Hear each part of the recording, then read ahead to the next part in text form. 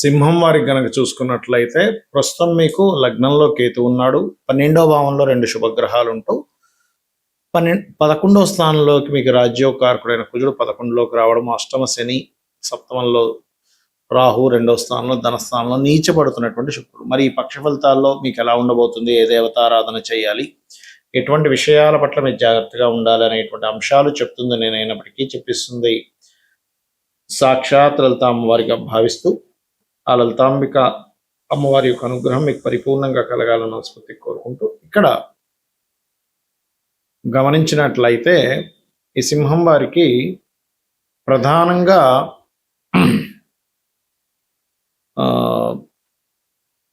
మీకు ఎప్పుడైతే 2వ భావంలో శుక్రుడు నీచపడుతున్నాడో, మీరు ఎక్కడైతే ఉద్యోగం చేస్తుంటారో ఆ ఉద్యోగం చేసే ప్రదేశంలో మనీ రిలేటెడ్ మూలంగా, కొన్ని కమ్యూనికేషన్స్ మూలంగా ఎవరికైనా ధనం ఇవ్వడం, పుచ్చుకునేటువంటి విషయంలో తేడాల వల్ల ఉద్యోగానికి ఇబ్బంది వస్తుంది. కాబట్టి ఈ విషయంలో జాగ్రత్తగా ఉండండి. నిద్ర లేస్తూనే గణపతిని ఎక్కువగా ధ్యానం చేయండి.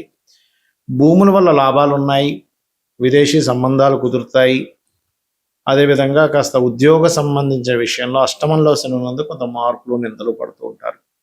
ఇక మీరు నిత్యము చేయవలసినటువంటి దేవత ఆరాధన లక్ష్మీ గణపతిని మరియు సుబ్రహ్మణ్యేశ్వర మన దత్తాత్రేయుడిని ఎక్కువ ఆరాధించండి.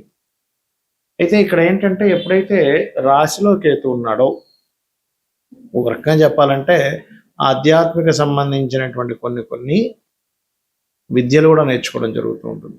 కాకపోతే ఆ యొక్క కుజుడు, చతుర్థ భాగ్యాధిపతి అయిన కుజుడు లాభంలోకి వస్తున్నందుకు ఒక రకంగా చెప్పాలంటే ఈ యొక్క సింహం వారికి లోన్స్ లభించడానికి, అంటే భూమి వల్ల లాభం కలగడం, భూమి మూలంగా లాభం, లేకపోతే ఫ్యాక్టరీ మీద లోన్స్ లభించడానికి చాలా అనుకూలంగా ఉంటుంది. ఇక మీరు నిత్యము చేయవలసింది కాలభైరవుడి యొక్క అష్టకము లేదా దత్తాత్రేయుడి యొక్క ఆరాధన చేయండి. అన్ని విధాల వైపు బాగుంటుంది. ఇక్కడ ఏంటంటే మనకి గ్రహం ప్రతి నెల ఏదో ఒక గ్రహం మారుతూనే ఉంటుంది. కొన్నిసార్లు ప్రతి 14, 15, 16 ఈ తారీఖుల్లో రవి మారుతూ ఉంటాడు. దాంతోపాటు శుక్రబుధులు కూడా ముందు వెనక్గా మారుతూ ఉంటారు. శని అయితే 2.5 సంవత్సరాలకి, గురువు అయితే సంవత్సరానికి ఒకసారి. ఇప్పుడు అతిచారంలో ఉంది కాబట్టి ఎవరి 4 నెలలకు ఒకసారి మారిపోతూ వచ్చింది. అదేవిధంగా రాహుకేతులు సంవత్సరంన్నరకి మారుతూ ఉంటారు. చంద్రుడు అయితే 2.5 రోజులకి. ఇక్కడ నేను మీకు ఒక విషయం చెప్తాను. ఎప్పుడూ కూడా మనకు లైఫ్లో చేంజింగ్స్ అనేవి ఎప్పుడు జరుగుతాయి, అది ఉద్యోగంలో కావచ్చు, మన ఆలోచన విధానంలో కావచ్చు, ఆవేశపూరితంగా చేసే విషయాల్లో కావచ్చు, కొన్ని చేంజింగ్స్ అనేవి ఉంటాయి. అవి ఎప్పుడు జరుగుతాయంటే ఒక గ్రహం మారినప్పుడు జరుగుతూ ఉంటాయి. దీంట్లో ఒక్కొక్క గ్రహం మారినప్పుడు కొన్ని విషయాల పట్ల మీరు కాన్సన్ట్రేషన్ చేయాలి. అదేంటో చెప్తాను ఈరోజు నేను మీకు. శని మారుతున్నాడు అంటే మీరు పర్టికులర్గా వృత్తికారకుడు కాబట్టి మీ లైఫ్లో చాలా major incident, major related issues మారుతాయి, గుర్తుపెట్టుకోండి. అది ముఖ్యంగా వర్క్ రిలేటెడ్ ఉంటుంది. జూపిటర్ ఎప్పుడైనా రాశి మారాడు అంటే అది జీవుల మీద పడుతూ ఉంటుంది. ఎలాంటి జీవుల మీద? విశ్వంలో ఉండేటువంటి మొత్తం జీవుల మీద పడుతూ ఉంటుంది, గుర్తుపెట్టుకోండి.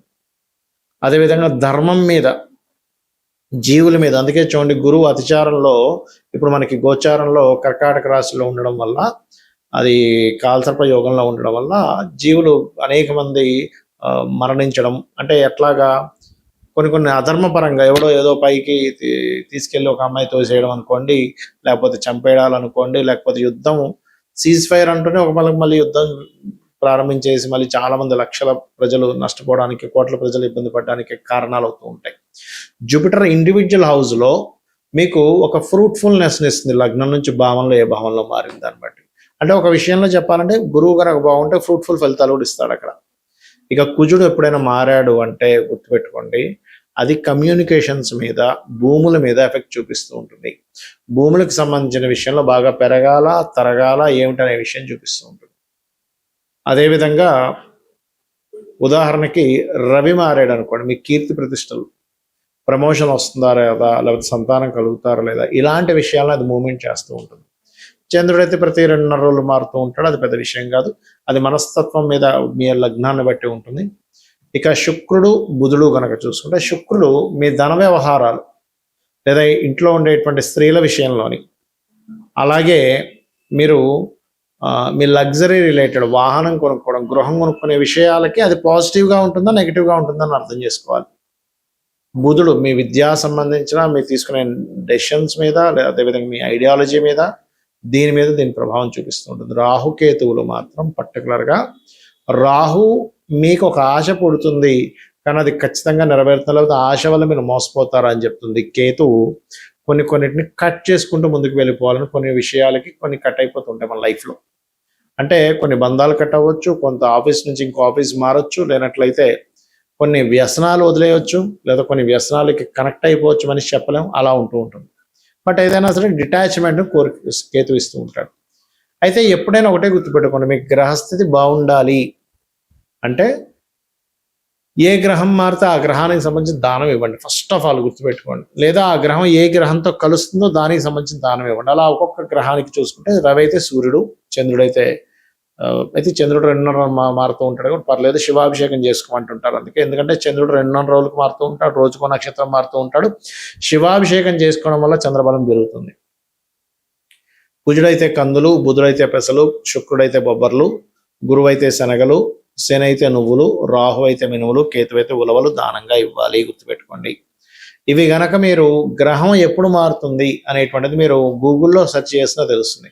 సన్ ఈ సంవత్సరం ఈ రాశి నుంచి ఈ రాశి ఎప్పుడు మారుతుందంటే అది డేట్ ఇస్తుంది.